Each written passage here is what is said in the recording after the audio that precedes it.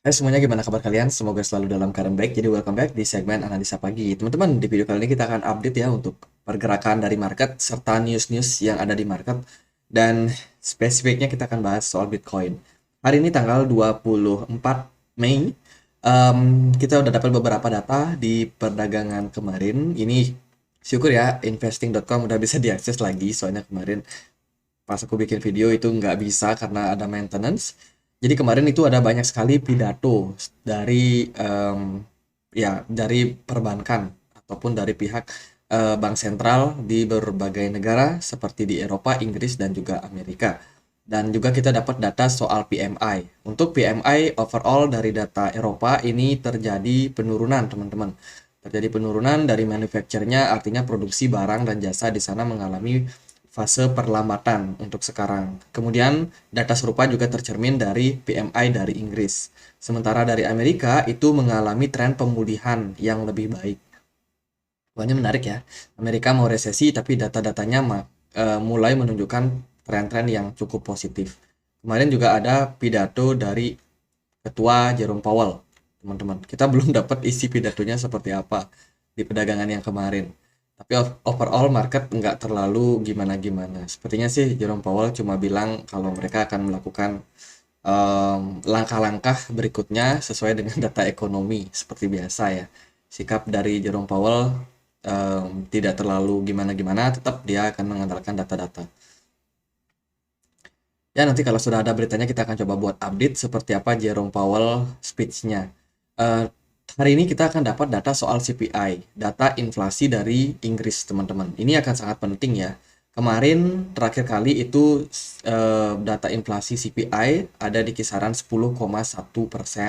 Sangat tinggi dan sekarang diprediksikan turun sampai 8,3%. Semoga perakiraannya cukup akurat untuk sekarang ini sehingga mungkin ya terjadi pelambatan ekonomi ya, teman-teman.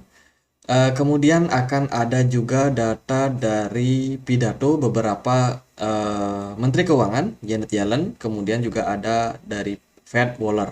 Ini sangat penting karena Janet Yellen sendiri sudah mewanti-wanti ya kalau masalah debt ceiling ini akan menjadi fokus mereka sekarang. Dan bila tidak mendapatkan kesepakatan pada 1 Juni, ini akan sangat-sangat berbahaya. Makanya Kongres itu ya meeting atau kongres itu dikebut nih dalam dalam minggu ini, teman-teman. Jadi kemungkinan akan sering mereka melakukan meeting. Kemarin sih meeting antara McCarthy, salah satu ketua DPR ya di Amerika Serikat, dan juga Joe Biden sebagai presiden itu udah melakukan meeting. Meetingnya katanya produktif. Kemarin aku sempat post juga untuk beritanya, dia ada meeting ini ya. Jadi meeting soal debt ceiling yang katanya lebih produktif, tapi belum ada deal, belum ada keputusan ataupun kesepakatan antara Joe Biden dan juga McCarthy, teman-teman. Sekarang giliran dari Janet Yellen yang akan pidato. Dia sih bilang kalau kalau Kongres itu gagal dalam hal menaikkan eh, apa namanya debt ceiling ya atau plafon utang, itu bisa menyebabkan masalah krisis default, hilangnya kepercayaan dari para investor terhadap pemerintah Amerika yang mereka pikir gagal dalam hal menuntaskan masalah utang ini. Jadi kan utang ini didapat dari yang namanya penjualan obligasi. Pemerintah menerbitkan yang namanya obligasi. Kalian para retail mau beli nggak? Kalau mau beli ya udah nanti kita akan kasih fixed return. Nah, kalau dia gagal, maka ini akan mencemari nama baik daripada Amerika Serikat, pemerintah Amerika Serikat ya, sehingga menurunkan kepercayaan dari investor. Besok-besok kalau Amerika mau pinjam uang lagi sama, ya bukan minjem sih, menerbitkan obligasi lagi sama para retail, retailnya nggak ada yang mau beli. Kenapa? Karena kemarin aja utangnya masih belum dibayar kok. Masa sekarang udah mau nerbitin lagi. Nah, jadi kurang lebih seperti itu ya, teman-teman. Makanya plafon utangnya harus dinaikin biar mereka bisa ngutang lebih banyak lagi nutup utang yang sebelumnya. Jadi ya itulah, teman-teman. Kurang lebih singkatnya atau secara sederhananya seperti itu. Nah, ini udah melampaui batas nih. Udah mau melampaui, udah mau kena plafonnya nih. Udah nggak boleh ngutang lagi. Makanya harus dinaikin lagi buat sementara ini. Ya, semoga masalah ini bisa segera clear karena sekarang kan tanggal 24 nih. Kita cuma punya waktu lagi 1 minggu kurang lebih ya, teman-teman. Dan ya kalau gagal ya udah, resesi mungkin sangat-sangat berdampak. Bahkan berita kemarin juga diduga sampai 8 juta pengangguran atau 8 juta PHK massal bisa saja terjadi kalau masalah debt ceiling ini nggak clear di 1 Juni.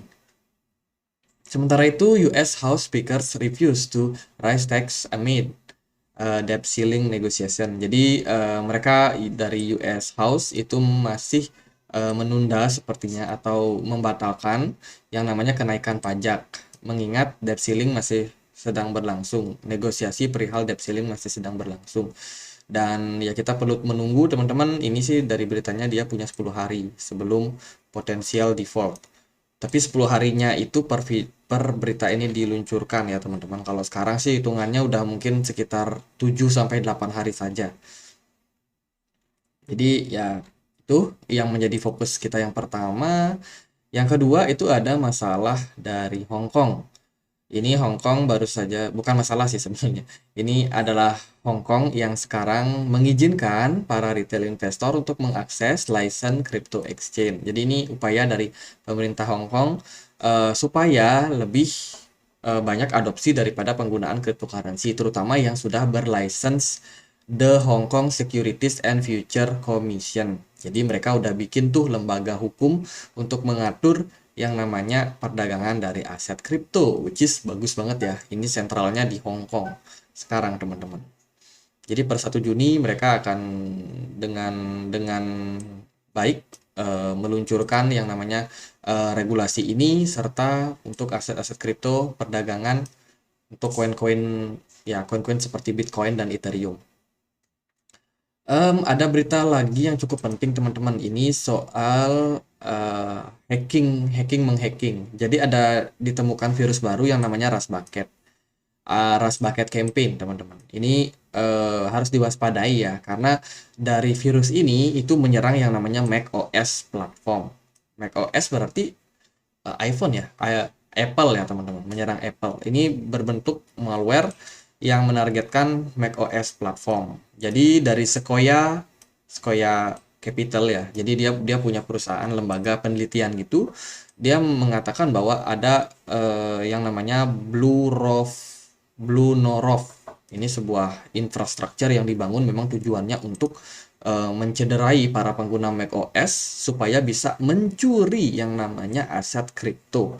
Jadi teman-teman wajib berhati-hati karena ini campaign menargetkan crypto exchange dan juga venture capital, terutama di negara-negara ini teman-teman. Jadi hati-hati sama yang namanya malware tersebut. Takutnya teman-teman kena ya, karena ini menyerang exchange-nya langsung loh. Jadi bayangin teman-teman ada install aplikasi contohnya Binance nih di macOS kalian, terus tiba-tiba nggak bisa kebuka dan dananya itu bisa diambil oleh peretas. Ngeri ya teman-teman. Jadi ya lebih hati-hati aja. Semoga nggak menjalar juga ke Windows dan juga ke Linux. Mungkin ada teman-teman yang pakai pakai software tersebut teman-teman. Itu sih dari beberapa data ya. Kalau kita lihat dari pergerakan market seperti apa hari ini, Bitcoin koreksi lagi. Kemarin pagi itu sempat ngepump teman-teman. Bitcoin ditunjang dengan volume yang cukup bagus. Serta kalau kita cek dia di time frame yang lebih kecil itu ada pergerakan dari para smart money.